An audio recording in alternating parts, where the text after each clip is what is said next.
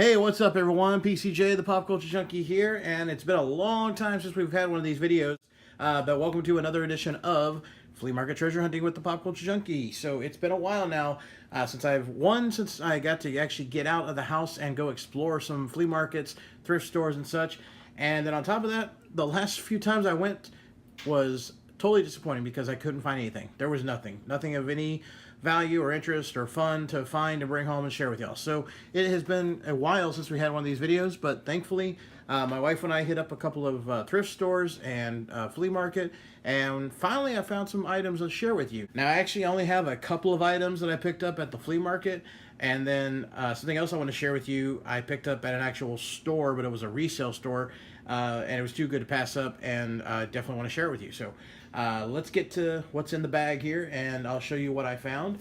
So we like to go to a different flea market every so often. There's ones in like way north of Houston, even like up in like it's called Cut and Shoot, which is up in Conroe, between Conroe and Cleveland, if you're familiar with the area of Houston and such. We like going to some of the flea markets up there. We'll go south to check out different thrift stores and flea markets. There's flea markets all over Houston, so we like to explore different ones, and like always, they're hit or miss sometimes. So the one we went to was way up north, like I said, up in Cut and Shoot, which is between Conroe and Cleveland, and these are the items I found. Okay, so the first item I found was this guy here, and this is an original WWF bendable figure. You can see it's more the rubber type. Okay, you can bend the legs, arms and such. Okay, it's not like the other figures from LJN from the mid 80s where they were just a giant piece of rubber basically that you could not bend or move, but we have here from the Bolsheviks, of course, and I'm not sure if this is when he was with the tag team of the Bolsheviks, but this of course is Nikolai Volkov, WWE legend. Sadly, he just recently passed away, actually, not too long ago. I think it was about a year ago or so, if that. So yeah, he's not in the best condition, of course. I mean, this is like 35 years old, something like that. But not bad, and pretty cool because I don't really find wrestling figures that often, and I never see these types. So that was interesting. When I first saw it sitting on the table, I actually thought it was one of the thumb wrestler ones where you stick your thumb back here and use it. But no, it's actually just one of the bendable ones. So that was a nice little find to come across. And then the second item I had from that same flea market is a commemorative plate, and I don't have commemorative plates. I think the only plate I might have from like years ago, back in the day when you would go to McDonald's for your birthday, they would give you a plastic plate. I think that's like one of the only quote commemorative type plates I have in my collection of goodies. But this one was a really big surprise. It is a Simpsons Christmas plate, and it's in really good condition too. Okay, I was really impressed with the condition. I washed it and cleaned it and made sure it's not chipped or anything, so it looks in really good condition. You got Bart and Lisa and Homer and Marge and Grandpa. You have Marge's sisters there. You have Maggie. You have Snowball. You have the cat. So you got the whole family. And then on the back it says, "Caroling with the Simpsons, created by Matt Groening. Limited edition, fine porcelain plate number 147986 from 1991. Decorative accessory, etc." But yeah, these are like ones you would see like on advertised on TV. We're not saying they all go up in value, but all the rest have or whatever. So something like that, I would see those kind of commercials for different types of commemorative plates. But this one, of course, could not pass up. Now I got to find out see if they did like a Treehouse of Horror one. That would be amazing. So I have a commemorative Simpsons plate to add to my Simpsons collection. So those were the two items that we found at the flea market. And then not too far down the road, headed back towards the freeway, there's a couple of resale video game stores. And what I mean is they're not GameStop, okay? So they're not that company. But they are a company where you can buy and sell video games to them. And they have nothing but used merchandise. So it's not a pawn shop, but it's an actual game store. And I popped in there actually because I was trying to find a game for my brother-in-law. He had asked me to look for a game, and I've been looking for it but haven't found it yet. But while I was in there, funny thing, I pull up to the store. I'm like, I tell my wife, I'm like, hey, I'll just run in real quick if you want to wait in the car. And she's like, yeah, I'd rather wait in the car because, you know, I can take forever in the game store if we're both in there, because I'll be like, oh my gosh, let me tell you about this game. Let me talk to you about this.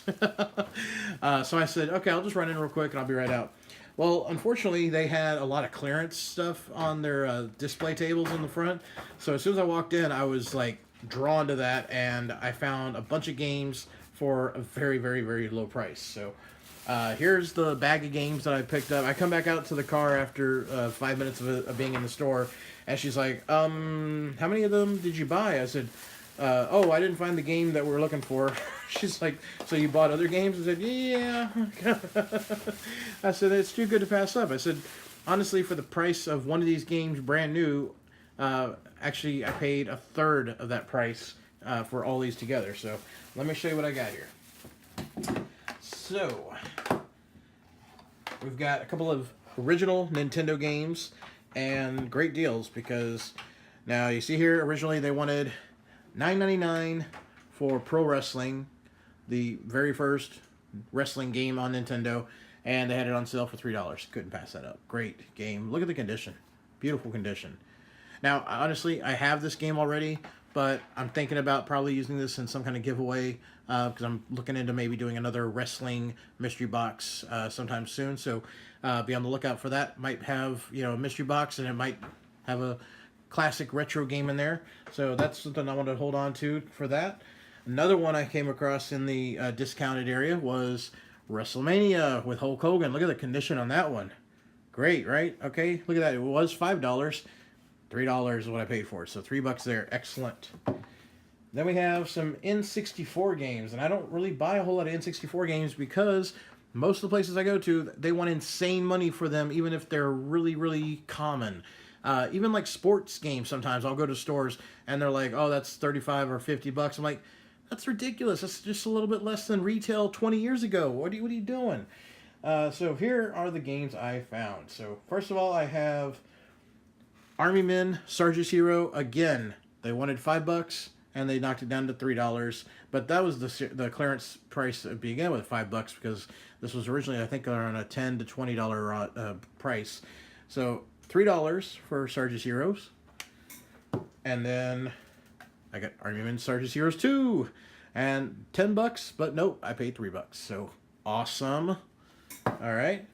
And finally, last but definitely not least, one of my favorite games to play on the N64 and in the arcades, NFL Blitz, and I paid $1. Yes, usually you find a lot of sports games, of course, in the resale shops and resale video game stores. You know, you find a lot of Madden and Tiger Woods and all that stuff. You find tons of those, NCAA and so forth. And usually they're like, you know, the cheapest games. But I couldn't believe $1. So $1 right there. So what do we pay? What?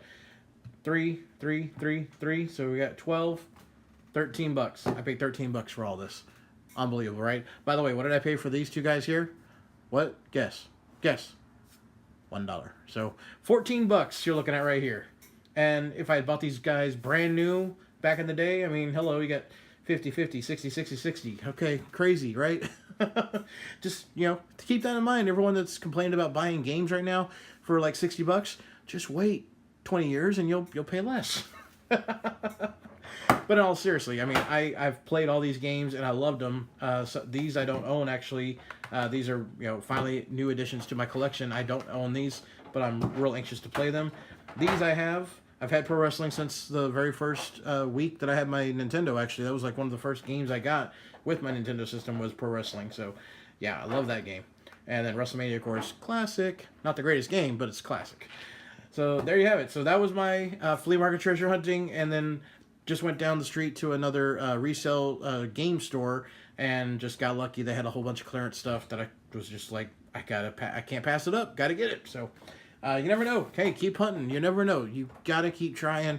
If you're like me and you like going to the thrift stores and flea markets, you never know what you'll find. Just got to keep trying. Well, thanks as always for watching and joining me. I wanted to share this with you guys. It's been a while since we had a flea market treasure hunt video, and finally got some stuff to share with you. So there we have it. So hopefully next time I go out and go do some hunting, either by myself or with my wife, we'll find some more stuff and more treasures to share with you. Well, thanks again for watching. If you guys haven't done so yet before, make sure you give me that thumbs up, leave me some comments, subscribe. Always remember you can follow me on Twitter, Facebook, and Instagram. Everybody out there, thanks again for watching. Have a great day. I'll see you next time. This is PCJ, the Pop Culture Junkie, and I'm signing out.